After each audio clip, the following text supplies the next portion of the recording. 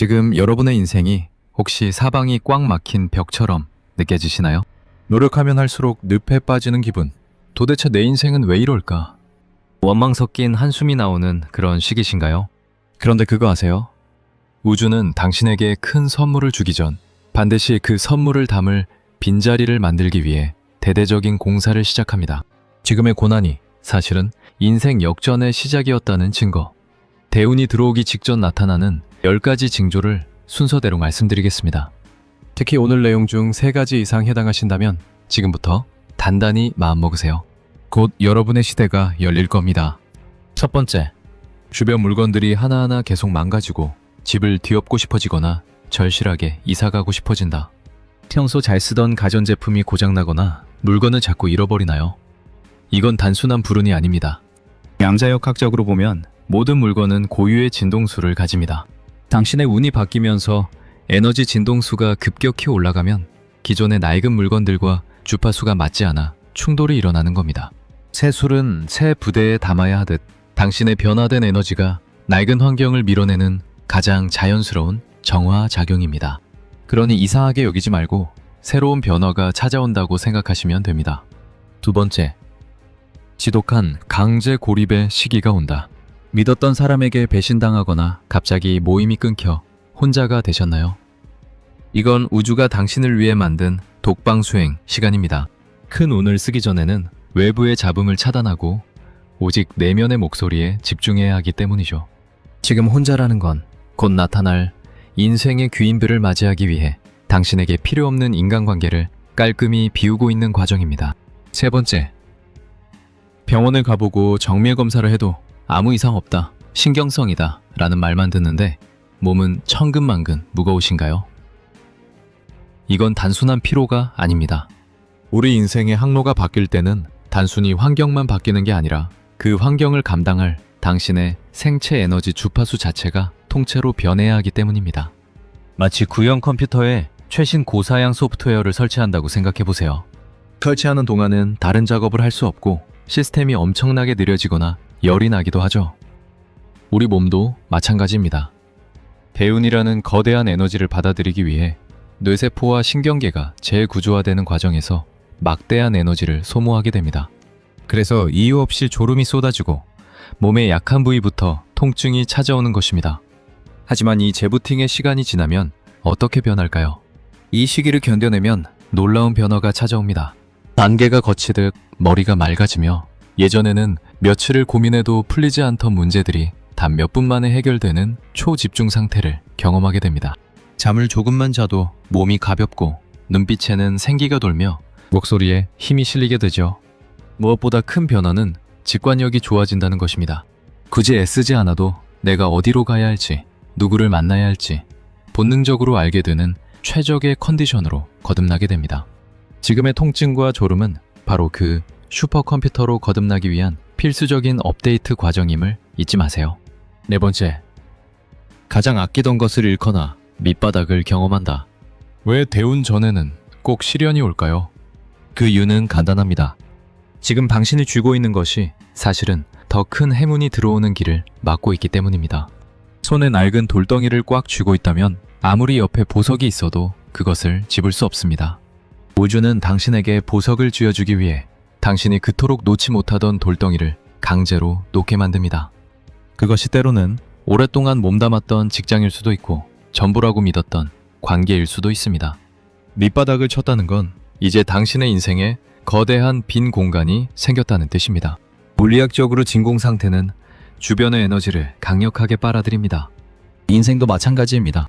모든 것을 잃고 바닥에 서서 이제 더 이상 잃을 게 없다고 느끼는 그 순간 당신의 영혼은 그 어느 때보다 순수해지고 무엇이든 채울 수 있는 인생의 거대한 여백을 갖게 됩니다. 이때부터 당신의 인생은 이전과는 비교도 안 될 만큼 거대한 에너지를 끌어당기기 시작합니다. 텅 비어있는 그 여백이야말로 우주가 대운이라는 기적을 마음껏 그려넣기에 가장 완벽한 캔버스입니다. 지금의 상실은 끝이 아니라 당신이라는 그릇을 가장 큰 사이즈로 확장하기 위한 필수적인 공사임을 기억하세요. 다섯 번째, 취향이 180도 바뀌고 낯선 것에 끌린다.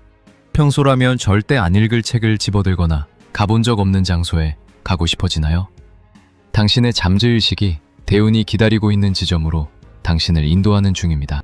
기존의 취향은 과거의 나를 유지하게 만들지만 새로운 끌림은 미래에 성공한 나와 연결되는 징검다리입니다. 6번째, 얼굴색이 밝아지고 눈빛이 달라진다. 주변에서 요즘 안색이 좋아졌네 라는 소리를 듣기 시작합니다.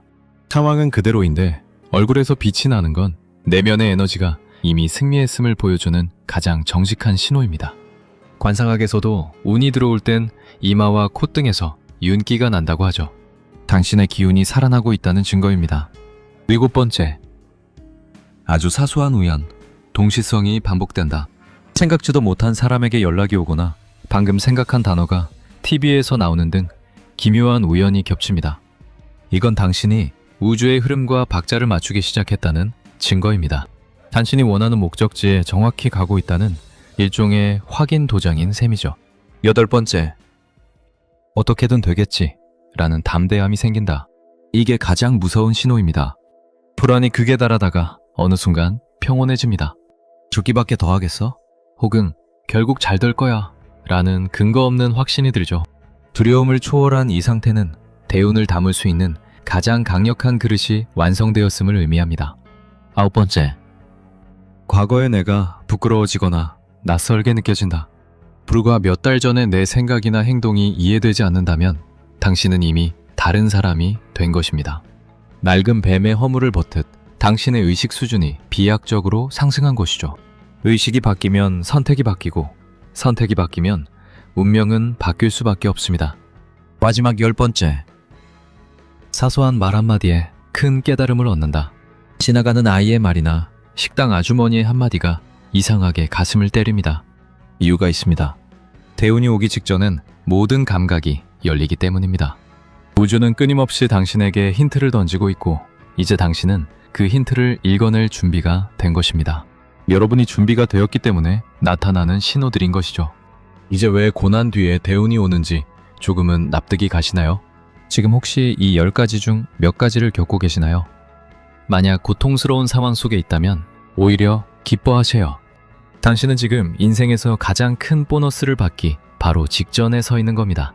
지금 겪고 있는 시련은 당신을 무너뜨리려는 저주가 아니라 더 큰 축복을 담기 위해 당신이라는 그릇을 깨끗이 씻어내고 넓히는 과정입니다. 포기하고 싶을 때가 바로 운의 흐름이 바뀌는 골든타임입니다. 오늘 이 신호들을 믿고 조금만 더 힘을 내보세요. 당신의 찬란한 전성기가 이제 막 시작되려 하고 있습니다.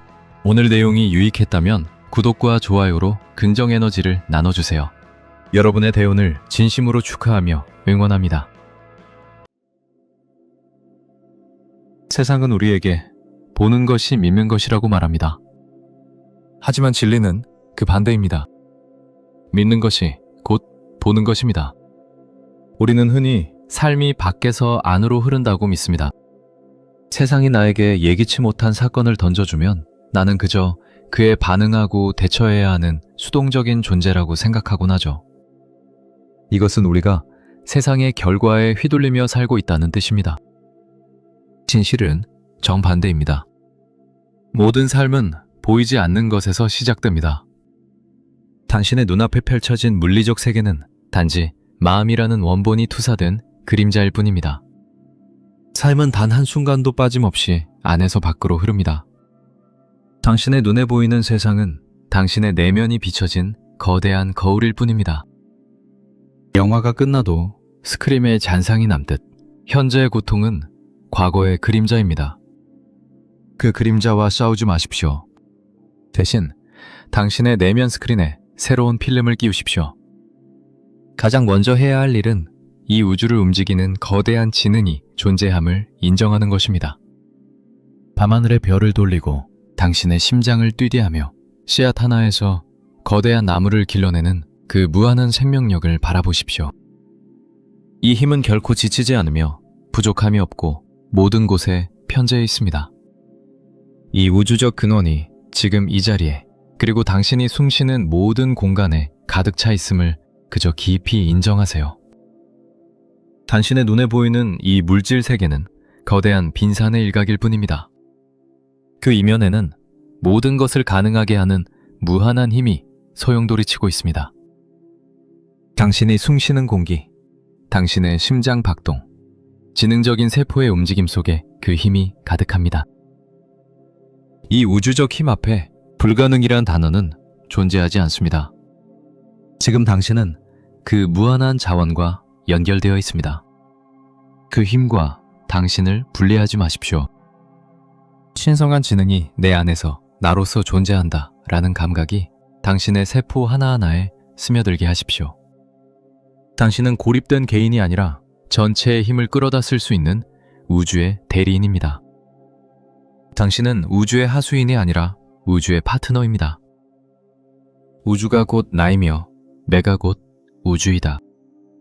당신의 손이 움직이는 것은 우주의 의지가 투영된 것입니다. 당신이 무언가를 갈망한다면 그것은 이미 우주가 당신을 통해 그 일을 이루고 싶어 한다는 신호입니다. 당신은 우주라는 거대한 오케스트라의 지휘자입니다. 이 우주에는 오직 하나의 살아있는 마음만이 존재합니다. 그 무한하고 지능적인 마음은 분절되지 않은 채 온 우주에 가득 차 있습니다. 당신은 그 거대한 바다가 스스로를 드러내기 위해 선택한 개별적인 통로입니다. 물 한 방울이 바다와 분리될 수 없듯이 당신의 마음은 우주 마음의 개별화된 통로입니다. 당신이 사용하는 마음은 우주 전체의 지능이 당신이라는 고유한 창을 통해 투과된 빛과 같습니다. 그러므로 당신의 생각은 단순히 머릿속을 스쳐 지나가는 신기루나 환상이 아닙니다. 그것은 보이지 않는 무형의 에너지를 응축시켜 물리적 실체를 빚어내는 정교한 설계도이며 우주의 무한한 창조력을 특정한 방향으로 흐르게 만드는 명령서와 같습니다. 당신이 나는 부족하다거나 나는 힘들다고 깊이 느낄 때 당신은 우주라는 비옥한 토양에 결핍이라는 설계도를 제출하는 셈입니다. 우주는 당신의 명령을 거부할 권한이 없습니다. 법칙은 차갑고도 정직하여 당신이 내면에 품은 주파수와 정확히 일치하는 사건과 사람들을 당신의 현실로 불러들입니다. 당신은 세상이라는 무대 위에 던져진 가련한 배우가 아닙니다. 당신은 대본을 집필하고 무대를 연출하며 그 모든 장면을 관찰하는 작가이자 감독입니다. 당신의 의식이 허락하지 않는 한 그 어떤 불행도 당신의 세계에 발을 들일 수 없습니다.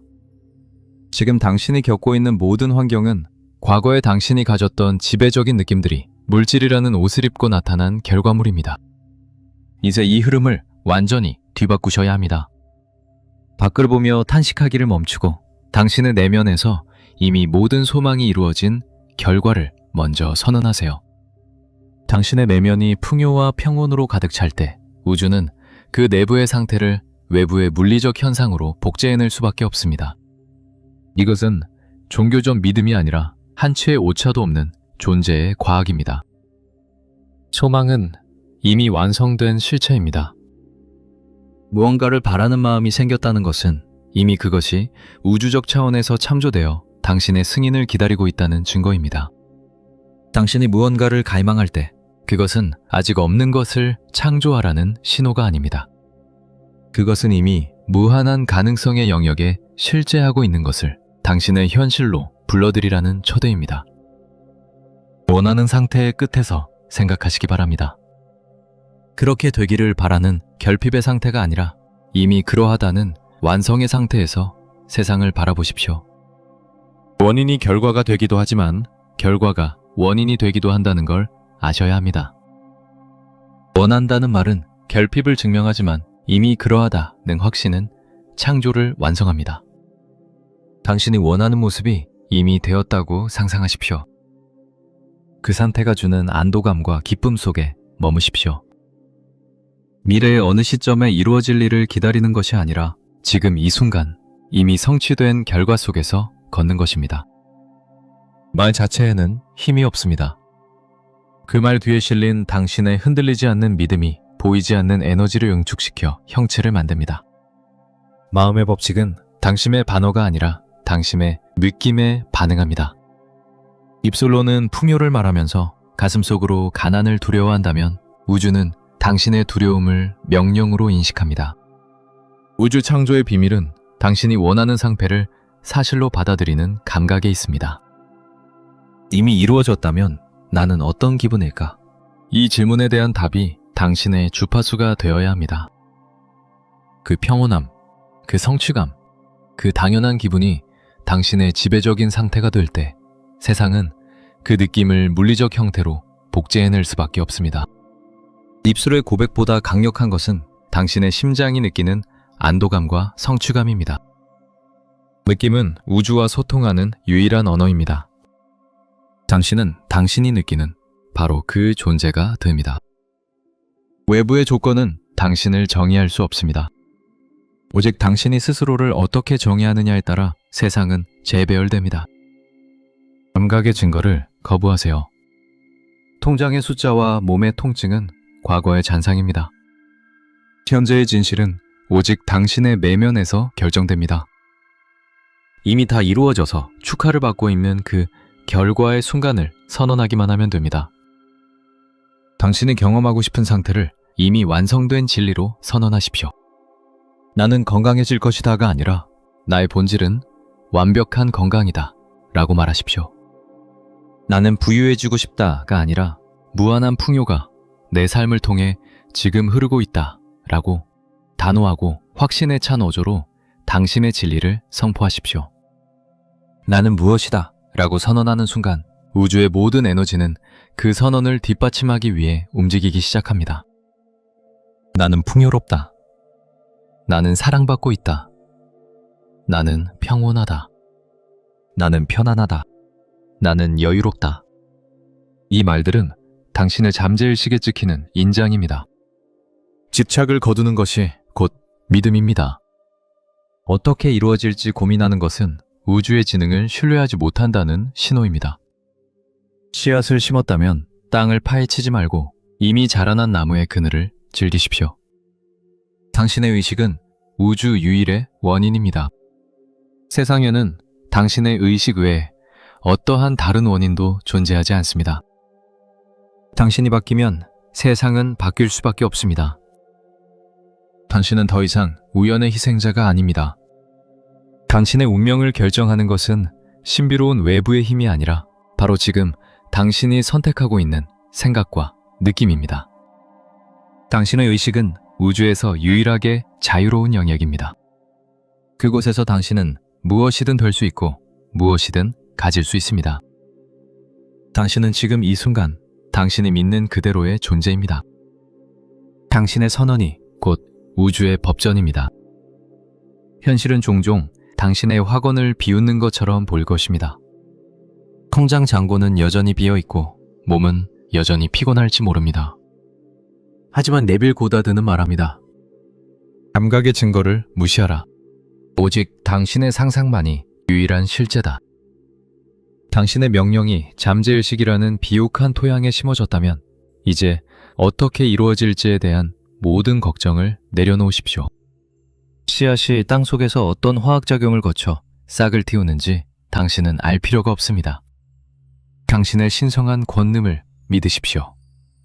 당신의 스스로를 규정하는 방식대로 세상은 당신을 대접할 것입니다. 우주의 무한한 지능은 당신이 상상할 수 없는 가장 완벽하고 효율적인 경로를 알고 있습니다. 집착은 의심의 다른 이름이며 의심은 성장을 멈추게 합니다.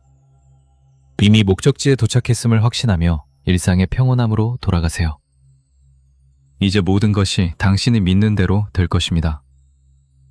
당신이 지금 느끼고 있는 그대로 현실로 나타날 것입니다. 왜 여유가 없을수록 더 멍청한 결정을 내리게 될까요? 수영을 전혀 못하는 사람이 깊은 물에 빠졌을 때를 상상해 보세요. 본능적으로 어떤 행동을 할까요? 아마 죽을 힘을 다해 팔다리를 휘저을 겁니다. 물 위로 코끝이라도 내밀기 위해 온몸에 잔뜩 힘을 주고 허우적대겠죠. 하지만 역설적이게도 그 살고 싶다는 처절한 노력이 그 사람을 더 빨리 가라앉게 만듭니다. 몸에 힘이 들어갈수록 부력은 사라지고 공포에 질려들이킨 숨은 폐를 수축시키죠. 결국 살려고 하는 그 힘이 자신을 죽음으로 몰아넣는 겁니다. 우리 인생의 결핍도 이와 똑같습니다. 우리는 지금까지 열심히 살라 한순간도 낭비하지 말라는 교육을 받아왔습니다. 즉, 늘 몸에 힘을 주고 수영하라는 압박 속에 살았습니다. 과연 그런 교육이 우리 생활에 도움이 될까요? 행동경제학자 샌들 멀레이너성과 심리학자 엘다 샤퍼는 흥미로운 실험을 했습니다. 뉴저지의 한 쇼핑몰에서 다양한 소득 수준을 가진 사람들을 무작위로 멈춰 세웠습니다. 그리고 그들에게 한 가지 시나리오를 제시하며 상상하게 했습니다. 당신의 차가 고장났습니다. 수리비는 40만 원입니다. 어떻게 하시겠습니까? 고소득층 사람들은 그냥 내면 되지 라고 생각했습니다. 저소득층 사람들도 조금 부담스럽지만 어떻게든 마련할 수 있어 라고 답변했습니다. 두 그룹 모두 뇌의 변화가 없었습니다. 이번엔 질문을 좀 다르게 했습니다. 당신의 차가 고장났습니다. 수리비가 400만 원이 나왔습니다. 당장 이 돈이 없으면 차를 못 쓰고 차가 없으면 출근도 못 합니다. 보험으로 처리가 안 된다면 당신은 어떻게 하시겠습니까? 당장 결제하시겠습니까? 아니면 대출을 받거나 어떻게든 할부로 나누시겠습니까? 여기서 중요한 포인트는 이 400만 원이라는 돈이 누구에게는 한 달 월급보다 많고 누구에게는 여윳돈에 불과하다는 점입니다. 저소득층 사람들은 이 질문을 듣는 순간 뇌에 비상벨이 울립니다. 400만 원? 대출을 받아야 하나? 애들 학원비를 빼야 하나? 라는 복잡한 계산과 걱정이 뇌 뒷단에서 무의식적으로 돌아가기 시작합니다. 고소득층은 아깝지만 그냥 비상금으로 내야지 하고 가볍게 넘겨버렸습니다. 고소득층은 40만 원대나 400만 원대나 지는 점수가 똑같았습니다. 저소득층은 40만 원 시나리오 때보다 IQ 점수가 급격히 떨어졌습니다.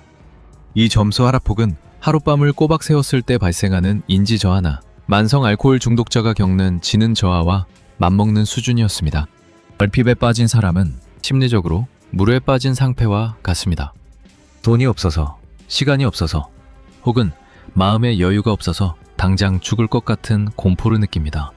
이때 우리는 본능적으로 인생에 힘을 주기 시작합니다. 어떻게든 이 상황을 해결해야 해 라며 뇌를 풀가동합니다.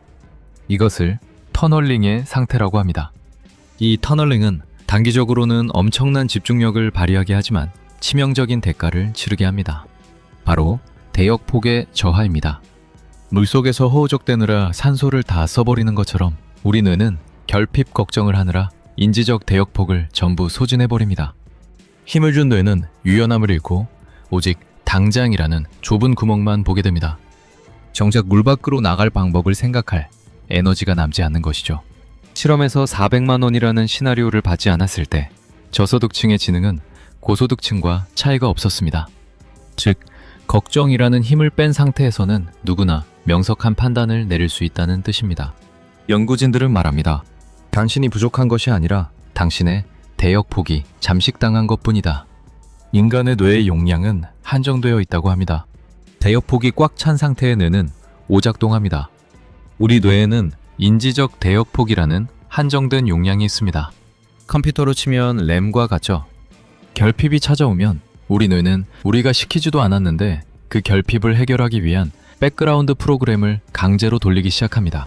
당장 눈앞의 결핍을 해결하기 위해 모든 에너지를 그곳에 집중하죠. 이를 터널 시야라고 부릅니다. 터널 시야란 터널 안에 들어갔을 때 출구만 보이고 주변 풍경은 사라지는 것처럼 결핍에 집중하느라 미래의 계획이나 중요한 주변 정보를 놓치는 현상입니다. 수리비 걱정에 휩싸인 뇌는 다른 정보를 처리할 여유가 없습니다. 그래서 여유가 없는 사람일수록 약속을 깜빡하거나 업무 실수를 하거나 감정 조절에 실패하게 됩니다. 실수해서 여유가 없는 게 아니라 여유가 없어서 실수를 하게 되는 잔인한 순서입니다. 책에서 언급한 가장 충격적인 실험 중 하나는 인도 사탕수수 농부들을 대상으로 한 연구입니다. 인도의 사탕수수 농부들은 1년에 한 번 수확합니다. 수확 직후에는 돈이 아주 많지만 수확 직전, 약 한 달 전에는 돈이 다 떨어져서 아주 가난한 상태가 됩니다. 연구진은 단순히 가난한 사람과 부자를 비교한 게 아니라 동일한 인물이 환경에 따라 어떻게 변하는지를 추적했습니다. 수확 전과 후의 지능지수, IQ를 측정했던 것인데요. 연구진은 농부들에게 아주 단순하지만 가혹한 질문을 던집니다. 지금 당장 50루피를 받으시겠습니까? 아니면 한 달 뒤에 70루피를 받으시겠습니까? 수확 후인 농부들은 이성적으로 판단했습니다. 한 달만 기다리면 훨씬 큰 돈을 받을 수 있다는 걸 알기에 기꺼이 기다림을 선택했습니다. 즉, 미래를 계획할 수 있는 상태였죠. 하지만 소확전인 농부들은 압도적으로 지금 당장의 소액을 선택했습니다. 심지어 나중에 받을 금액이 70루피보다 훨씬 커도 마찬가지였습니다. 그렇다면 왜 소확전 농부들은 이런 악수를 두는 걸까요? 단순히 가난해서 급하니까 그랬겠지 라고 생각하기 쉽습니다. 하지만 책의 저자는 이를 더 깊은 인지적 관점에서 분석합니다. 경제적으로 보면 명백한 손해지만 결핍의 터널에 갇히면 뇌는 지금 당장이라는 빛에만 고정됩니다. 터널 바뀐 한 달 뒤는 뇌에서 아예 존재하지 않는 시간이 되어버립니다. 결핍은 미래의 가치를 심각하게 깎아내립니다. 나중에 100만 원을 받는 것보다 지금 당장 10만 원을 얻어 눈앞의 고통을 끄는 것이 뇌에게는 훨씬 더 합리적인 생존 전략으로 느껴지는 것이죠. 터널링의 가장 무서운 점은 미래의 자원을 오늘로 끌어다 쓰는 것에 죄책감을 느끼지 못하게 한다는 겁니다. 당장 돈이 없으니 고금리 대출을 받고 시간이 없으니 잠을 줄입니다. 오직 오늘의 배고픔만이 유일한 현실이기 때문입니다. 연구진은 사탕수수 농부들의 수확 전후 지능 실험도 했습니다.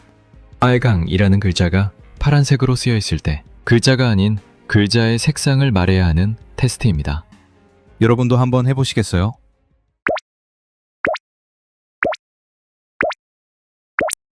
우리 뇌는 글자를 읽으려는 본능적인 충동을 억제하고 색상에 집중해야 하는데 여기엔 엄청난 인지적 에너지가 들어갑니다.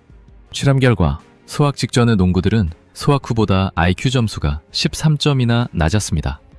또한 반응 속도나 유혹을 찾는 자제력도 현격히 떨어졌습니다.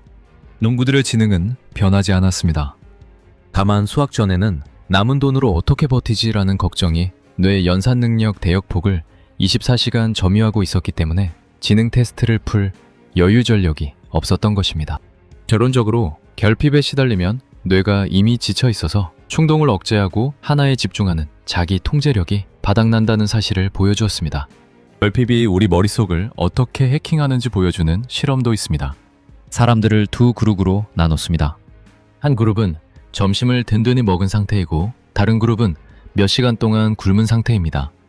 그리고 화면에 아주 짧은 시간 동안 여러 단어들을 보여줍니다. 배고픈 사람들은 음식과 관련된 단어, 케이크, 피자 등을 훨씬 더 빨리 찾아내고 더 오래 기억했습니다. 하지만 그 대가로 음식과 상관없는 다른 중요한 단어들이나 정보는 거의 기억하지 못했습니다. 배고픔, 즉 결핍이 뇌의 검색 엔진을 강제로 점유해버린 것입니다. 내가 원해서 음식 생각을 하는 게 아니라 뇌가 결핍을 해결하려고 다른 모든 정보 처리를 뒷전으로 밀어버린 상태입니다. 결핍을 가진 사람이 점점 더 결핍해지는 결정적인 이유는 여유가 없기 때문입니다. 수영을 배우면 가장 먼저 듣는 말이 몸에 힘을 빼고 물을 믿으라는 것입니다. 마음의 여유, 즉 슬랙을 갖는다는 것은 인생을 포기하는 게 아닙니다. 오히려 제대로 살기 위해 내 뇌 시스템에 숨구멍을 내주는 것입니다. 몸에 힘을 빼고 물 위에 둥둥 떠 있으면 비로소 주변이 보이기 시작합니다. 저기에 잡을 게 있네? 저쪽으로 헤엄치면 살 수 있겠어. 결핍의 터널에서 빠져나와 전체를 조망하는 힘, 그것은 역설적으로 반드시 해결해야 한다는 강박을 내려놓을 때 시작됩니다. 지나친 노력은 때로 시야를 가리는 독이 된다. 우리가 결핍의 악순환에서 벗어나지 못하는 건 노력이 부족해서가 아닙니다. 삶의 여유가 없는 사람은 예상치 못한 작은 사고, 예를 들면 갑작스러운 병원비, 수리비 등에 대처할 능력이 없습니다. 결국 고금리 대출을 쓰거나 당장 눈앞의 불을 끄기 위해 더 불리한 선택을 하게 됩니다. 이것이 내일의 결핍을 예약하는 저글링의 시작입니다. 지금 당장 이 돈을 막지 못하면 끝장이야. 대출을 더 받아보자. 그러면 이자가 불어나 삶이 더 팍팍해지고 더 큰 결핍이 찾아옵니다. 상황이 사람을 어리석게 만들고 그 어리석은 선택이 다시 그 사람을 더 가혹한 상황으로 몰아넣는 잔인한 굴레입니다. 풍족한 삶과 결핍된 삶의 결정적 차이는 실수를 허용하는 공간이 있느냐 없느냐입니다. 부유한 사람의 가방에는 여유 공간이 있습니다. 갑자기 짐이 늘어나도 쓱 밀어넣으면 그만이죠. 하지만 가난한 사람의 가방은 이미 터지기 직전입니다. 여기에 아주 작은 짐 하나만 추가되어도 가방 전체가 터져버립니다. 여유가 없으면 모든 돌발 상황이 재앙이 됩니다. 재앙을 막기 위해 뇌는 다시 극도의 터널링에 빠지고 이성적인 판단 대신 가장 손쉬운, 그러나 나중엔 치명적인 선택을 내립니다. 그렇다면 우리는 이 비극적인 실험 결과에서 어떤 깨달음을 얻어야 할까요? 돈을 많이 벌어서 여유롭게 살자가 정답일까요? 아닙니다. 가장 우선적으로 자신을 자책하기를 멈춰야 합니다. 스스로를 왜 이럴까?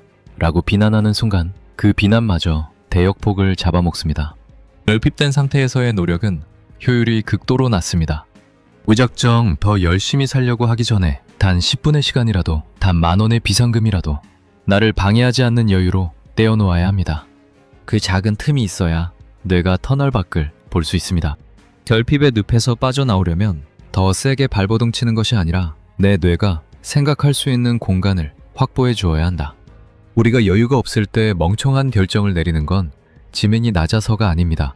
뇌의 CPU가 이미 결핍 걱정으로 99% 사용 중이기 때문입니다. 혹시 지금 인생의 파도 속에서 죽으림을 다해 허우적거리고 계신가요? 열심히 살수록 상황이 더 나빠지는 것 같아 괴로우신가요? 그렇다면 잠시만 팔다리의 힘을 빼보세요. 지금 당장 해결되지 않아도 괜찮다고 스스로에게 말해주세요. 인위적으로라도 아무것도 하지 않는 시간을 만드셔야 합니다. 그리고 중요한 결정은 풍족한 시간에 하세요. 배가 부를 때 장을 봐야 과소비를 안 하듯 인생의 중요한 결정은 마음이 가장 평온하고 대역폭이 확보된 순간에 내려야 합니다. 당신이 힘을 빼는 순간 당신을 가라앉히던 그 결핍의 무게가 조금씩 가벼워질 것입니다. 그리고 비로소 보이지 않던 탈출구가 보이기 시작할 겁니다. 물은 힘을 뺀 사람을 절대 저버리지 않습니다. 인생도 마찬가지입니다. 풍족해서 여유가 있는 게 아니라 여유를 먼저 가졌기 때문에 풍족해지는 것입니다. 지금 당신의 삶이 빡빡하다면 더 달리기 전에 잠시 멈춰서서 비어있는 공간을 먼저 만드세요. 그것이 당신의 지능과 인생을 되찾는 가장 빠른 길입니다.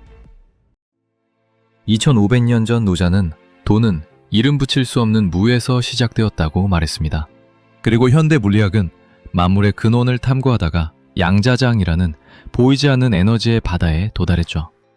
노자는 말했습니다. 도충이용지, 혹불령. 돈은 텅 비어있으나 써도 다함이 없다는 뜻입니다. 이 비어있음이야말로 만물을 만드는 자궁입니다. 현대 물리학은 이를 양자진공이라 부릅니다. 아무것도 없는 상태가 아니라 무한한 에너지가 꿈틀대며 무엇이든 될 준비를 마친 상태죠. 보이지 않는 에너지는 어떻게 우리 눈앞에 사건과 물질이 될까요? 가장 중요한 열쇠는 바로 연결과 관찰입니다. 노자는 도덕경의 시작에서 이렇게 선언합니다. 무명 만물지시, 유명 만물지모. 이름 없는 상태, 즉 아무것도 정의되지 않은 무가 만물의 시작이며 이름을 붙이는 순간 비로소 만물의 어머니가 되어 현실이 나타난다는 뜻입니다. 양자역학에서 가장 경이로운 지점은 관찰자 효과입니다. 양자역학의 세계에서 입자는 관찰되기 전까지 파동으로 존재합니다.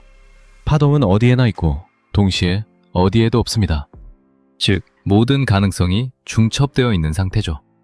그런데 우리가 의식을 집중하여 그것을 바라보고 정의하는 순간, 즉 이름을 붙이는 순간 파동은 입자로 굳어집니다. 비로소 우리 눈앞에 만져지는 물질과 경험되는 사건으로 탄생하는 것이죠. 우리는 흔히 현실이 힘들어서 내 마음이 괴롭다고 말합니다. 하지만 노자와 양자역학의 관점에서 보면 순서가 반대입니다. 내 마음속에 어떤 관찰의 틀을 가지고 있느냐가 우주의 에너지를 특정한 형태로 응고시킵니다. 만약 여러분이 지금 자신의 인생을 가난하다, 외롭다, 안 풀린다 라고 정의하고 있다면 여러분은 우주라는 무한한 에너지의 바다에서 가난과 외로움이라는 입자만을 선택해서 현실로 굳히고 있는 셈입니다. 노자는 우리에게 권고합니다. 현지우현, 중묘지문. 가물거리고 또 가물거리는 그 깊은 곳, 즉 고정관념을 버린 텅 빈 마음의 상태로 돌아갈 때 비로소 모든 묘함의 문이 열린다고 말이죠. 고정된 이름을 내려놓을 때 여러분은 다시 무한한 가능성의 파동 상태로 돌아가 새로운 현실을 선택할 권능을 얻게 됩니다. 우리는 나쁜 것과 좋은 것, 성공과 실패, 나와 타인을 엄격히 구분합니다. 하지만 노자는 유무상생, 난이상성이라 했습니다. 있음과 없음은 서로를 낳고 어려움과 쉬움은 서로를 이룬다는 뜻입니다. 이것은 양자역학의 상보성 원리와 맞닿아 있습니다. 빛은 이자이면서 동시에 파동입니다. 상반되는 성질이 하나의 본질 안에 공존하는 것이죠. 당신이 지금 겪고 있는 고통은 사실 당신이 맞이할 평온을 정의하기 위해 존재하는 동전의 뒷면입니다. 양자적으로 볼 때 모든 사건은 얽혀 있습니다. 양자 얽힌 상태에서는 우주 끝에 있는 입자와 이쪽의 입자가 빛보다 빠르게 소통합니다. 이 연결성을 깨달으면 나라는 작은 에고에 갇혀 고립감을 느낄 필요가 없습니다. 노자는 천하지교, 즉 천하가 하나로 만나는 사귐에 대해 말했습니다. 당신이 타인에게 베푸는 친절은 양자적인 연결망을 타고 즉각 우주 전체의 진동수를 높입니다. 반대로 당신이 스스로를 비난할 때 그 부정적인 파동은 당신 주변의 모든 양자장을 어둡게 굳힙니다. 현실은 독립된 파편들의 집합이 아니라 거대한 하나의 유기체가 춤을 추는 장입니다. 당신의 작은 생각 하나가 전 우주의 풍경을 결정짓는 붓질이 되는 이유가 바로 여기에 있습니다.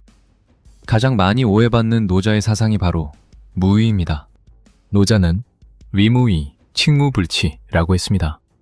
자괴함이 없이 행하면 다스려지지 않는 것이 없다는 뜻입니다. 우리가 무언가를 간절히 원할 때 역설적으로 그 소망은 멀어집니다. 왜일까요? 간절히 원한다는 마음 밑바닥에는 지금은 그것이 없다는 강한 결핍의 관찰이 깔려있기 때문입니다. 양자역학적 관점에서 당신이 결핍을 관찰하고 있다면 우주는 충실하게 결핍된 현실만을 입자로 만들어냅니다. 반대로 이미 갖추어져 있다는 노자의 지족불욕, 즉 만족함을 하는 마음을 가진 사람은 우주의 풍요로운 에너지를 자신의 현실로 결정짓습니다. 무의란 내가 원하는 결과가 이미 양자장의 무한한 가능성 속에 파동으로 존재하고 있음을 깊이 신뢰하고 억지로 힘을 주어 조작하려 하지 않는 상태입니다. 물이 위에서 아래로 흐르듯 자연의 순리에 몸을 맡기는 것이죠. 노자는 상선약수를 말했습니다. 물은 만물을 이롭게 하면서도 다투지 않습니다. 여러분의 인생에서 큰 도약을 원한다면 어떻게든 내가 이걸 해내야 해 라는 긴장을 내려놓으십시오.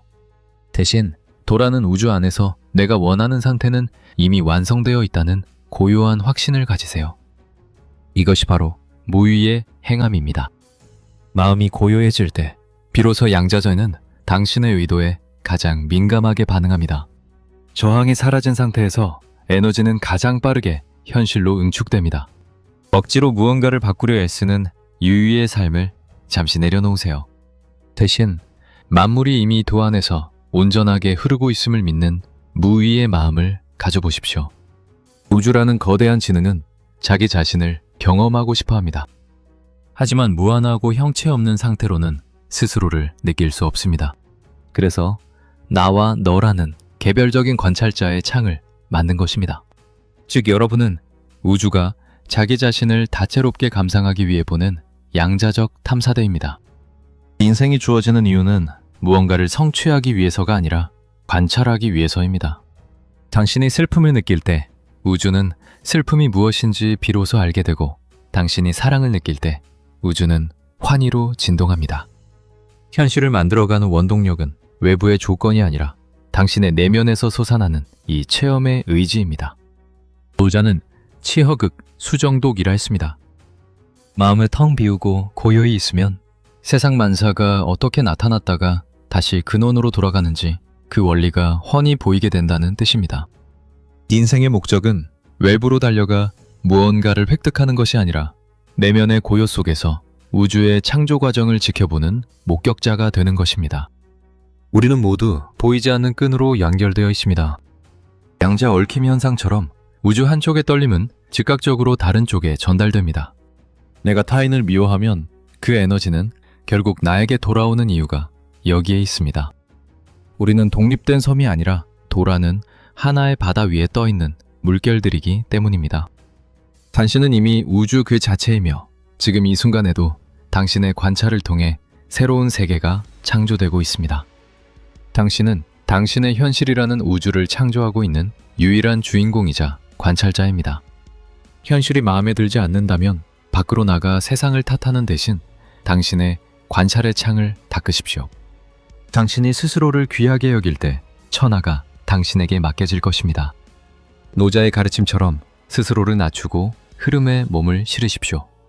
그러면 양자역학의 신비가 당신의 삶에서 기적으로 나타날 것입니다.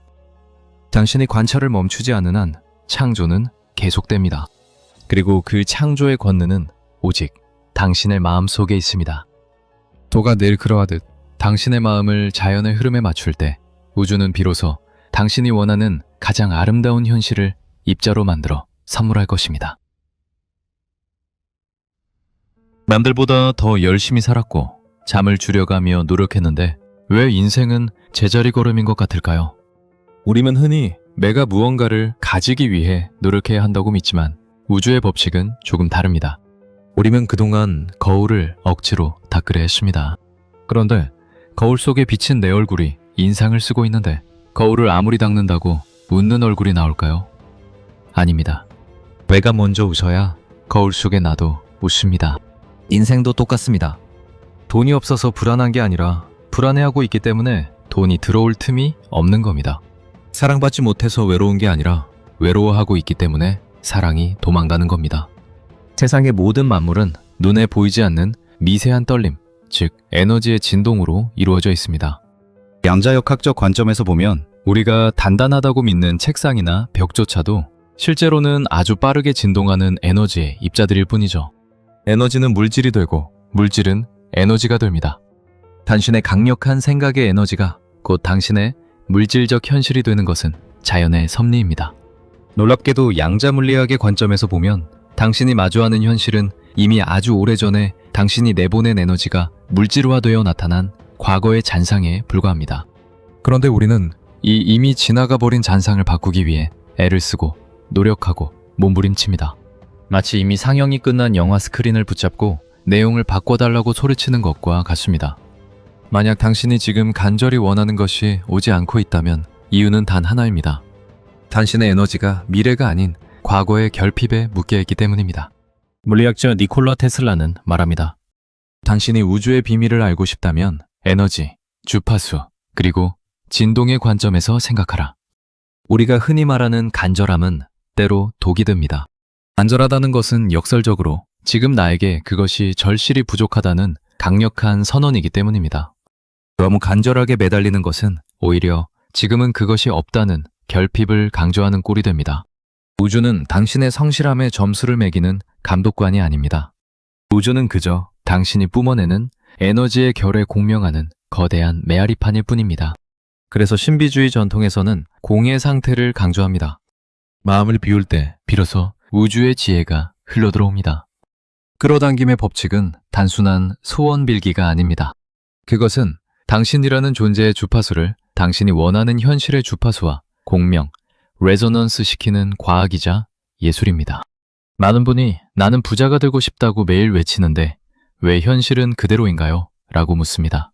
그 이유는 우주가 당신의 말이 아니라 당신의 상태에 응답하기 때문입니다. 왜 우리는 풍요를 말하면서도 가슴 한구석의 불안을 떨치지 못할까요? 이것은 당신의 잘못이 아니라 뇌의 생존 본능 때문입니다. 우리의 뇌는 행복보다 안전을 우선시합니다. 뇌에게 안전이란 곧 익숙한 상태를 의미하죠. 비록 지금 삶이 만족스럽지 않더라도 뇌는 그 익숙한 결핍과 불안을 안전하다고 착각합니다. 그래서 당신이 새로운 풍요, 성공의 주파수로 옮겨가려 할 때마다 뇌는 비상벨을 울립니다. 이건 위험해. 다시 원래의 불안한 상태로 돌아가. 라고 말이죠. 이것이 바로 많은 이들이 시각화를 하다가도 금세 회의감에 빠지는 과학적인 이유입니다. 뇌과학에서는 이를 항상성, 호미오스테이시스라고 부릅니다. 이 벽을 넘지 못하면 당신의 확언은 공허한 메아리가 됩니다. 돈이 없어, 외로워 라는 감정을 반복하면 우리 몸은 그 상태를 안전한 기본값으로 인식합니다. 진정한 변화는 입술이 아니라 당신의 세포 하나하나가 새로운 현실을 당연하고 안전한 것으로 받아들일 때 시작됩니다. 세상은 고정된 실체가 아니라 당신이 어떤 의식의 렌즈로 보느냐에 따라 실시간으로 빚어지는 찰흙과 같습니다. 당신이 언제쯤 돈이 들어올까? 라고 묻는 순간 당신은 기다리는 관찰자가 됩니다.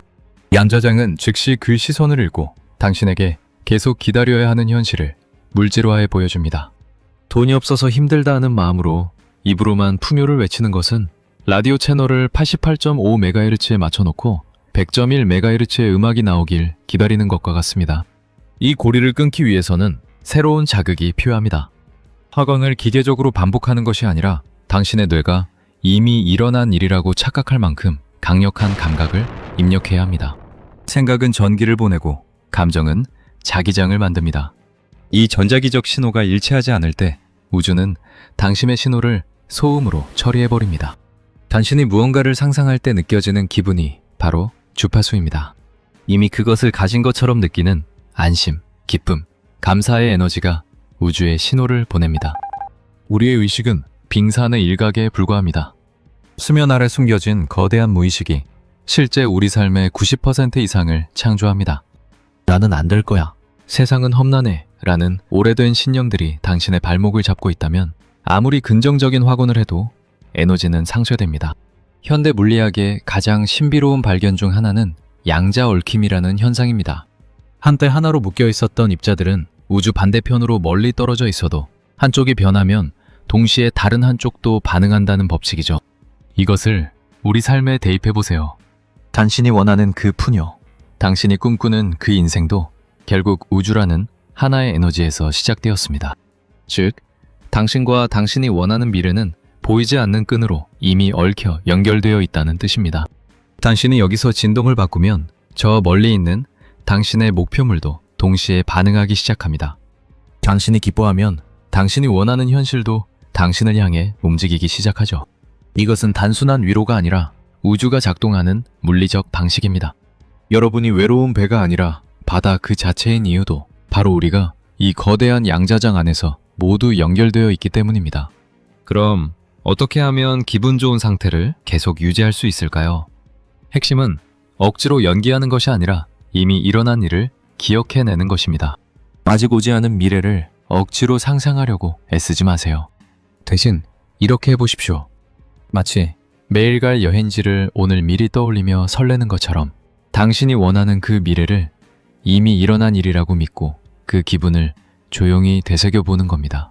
상상이 아니라 추억하듯이 말이죠. 당신이 가장 평온하고 풍요로웠던 찰나의 순간을 떠올려보세요. 그리고 그 감정의 실을 길게 늘려 현재로 가져오는 겁니다. 뇌는 상상과 현실을 구분하지 못합니다. 당신이 지금 풍요의 감각을 느끼고 있다면 당신의 뇌와 몸은 이미 그 현실 속에 있는 것과 같습니다. 이때 나타나는 증상이 바로 동시성, 싱크로니시티입니다. 스위스의 심리학자 칼 융은 이를 의미 있는 우연이라 불렀습니다. 당신이 바라는 정보가 담긴 책이 눈에 띄고 생각지도 못한 사람에게 연락이 옵니다. 이것은 우주가 당신의 바뀐 주파수에 맞춰 무대 장치를 재배치하고 있다는 강력한 신호입니다. 이때 필요한 것은 의심이 아니라 환대입니다. 마지막으로 우리 뇌의 파수꾼인 망상활성계 RAS에 대해 말씀드리고 싶습니다. 우리 뇌는 매초 쏟아지는 수만 가지 정보 중 나에게 중요하다고 생각하는 것만 골라냅니다. 여러분이 결핍과 불안에 집중하면 뇌는 세상에서 안 될 이유와 부족한 증거만 찾아냅니다. 반대로 여러분이 이미 이룬 기쁨을 기억하고 그 진동 속에 머물면 RES는 그때부터 여러분을 성공으로 이끌어줄 정보와 인연들만 자석처럼 골라내어 여러분 앞에 보여줍니다. 기적은 갑자기 하늘에서 떨어지는 것이 아니라 당신의 뇌가 그동안 보지 못했던 기적들을 비로소 인식하기 시작할 때 일어나는 것입니다. 기적을 당연하게 여기십시오. 세상을 바꾸려 하지 마십시오. 세상이 나를 힘들게 해서 내가 힘든 게 아닙니다. 내가 힘든 마음을 내보내고 있었기에 세상이 힘들게 반응했던 것뿐입니다. 이제 이 순서를 뒤집으세요. 오직 당신의 느낌, 진동만을 점검하십시오. 당신이 빛나면 세상은 그 빛을 반사할 수밖에 없습니다. 마음이 이상하게 평온해지고 다 잘 될 것 같다는 확신이 들도록 해보세요. 나는 이미 행복한 사람이다 라는 당당함으로 가득 채우세요. 원하는 것을 우주라는 배송센터에 주문했다면 이제는 배송조회 버튼을 그만 누르고 당신의 일상을 즐기세요. 우주는 가장 완벽한 타이밍에 가장 예기치 못한 방법으로 선물을 전달할 것입니다.